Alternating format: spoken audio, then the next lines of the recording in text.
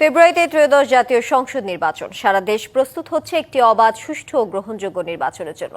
কি ভাবছেন সাধারণ মানুষ থেকে শুরু করে আগামীর জনপ্রতিনিধিরা, সে কথা জানাতে ডিবিসি নিউজে ইলেকশন এক্সপ্রেস ছুটে যাচ্ছে সব সংসদীয় আসনে। এখন আছে সংসদীয় আসন 216 গোপালগঞ্জ 2-এ। সিএসআরএম নিবেদিত ডিবিসি নিউজের বিশেষ আয়োজন ইলেকশন এক্সপ্রেসে রয়েছে সংসদীয় আসন 216 গোপালগঞ্জ 2। আমার সাথে যিনি যুক্ত রয়েছেন ইসলামী আন্দোলন বাংলাদেশের মনোনীত প্রার্থী মাওলানা তসলিম হুসাইন শিকদার। কেমন চলছে তার নির্বাচনী প্রচারণা, কি প্রত্যাশা দিচ্ছেন সাধারণ মানুষকে, সে বিষয়ে নিয়ে আলোচনা হবে। আপনাকে ডিবিসি নিউজের পক্ষ থেকে স্বাগত। আপনাদেরকেও ধন্যবাদ, যেহেতু আমার সাক্ষাৎকার নিতে আসছেন, আপনাদের ধন্যবাদ জানাই। তো আপনারা জানেন গোপালগঞ্জ 2, বিশেষ করে গোপালগঞ্জ যে আসনটা, এই 2 আসনটা একটু অন্য আসন থেকে একটু ভিন্ন আসন। সেই হিসেবে গোপালগঞ্জের মানুষ ইসলামী আন্দোলন বাংলাদেশের প্রার্থীকে গ্রহণ করেছে।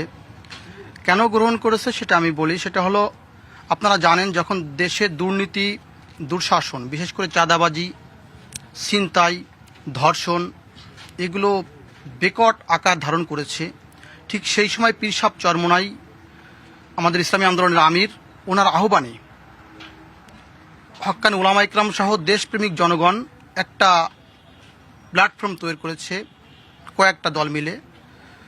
তো সেই হিসেবে গোপালগঞ্জ 2 আসনে আমাকে নমিনেশন দিয়েছে ইসলামী আন্দোলন বাংলাদেশ।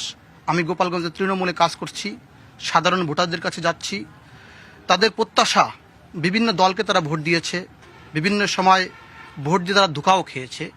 এবার একটিবার ইসলাম, দেশ, মানবতার পক্ষে ইসলামী আন্দোলনের প্রার্থীকে তারা ভোট দিবে, এই প্রত্যাশা, তাদের এই আশা আকাঙ্ক্ষা আমাকে জানিয়েছে।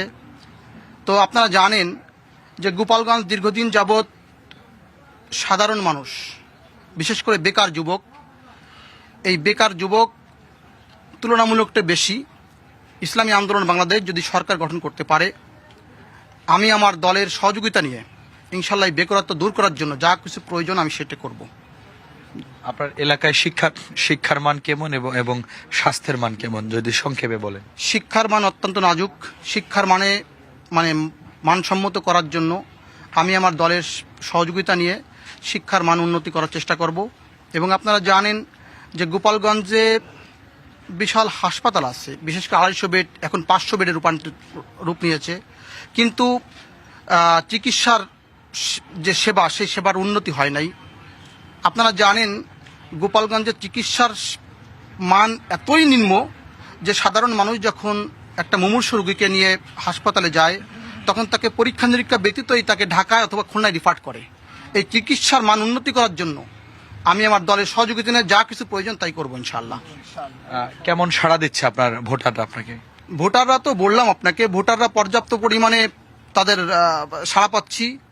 হ্যাঁ, বিশেষ করে একটা জিনিস আমাদের লক্ষ্য রাখা উচিত, যে অনেক সময় 8 আর 8 আমরা বলি 16 হয়, কিন্তু 8 আর 8 একত্রিত রাখলে অনেক সময় 88 হয়।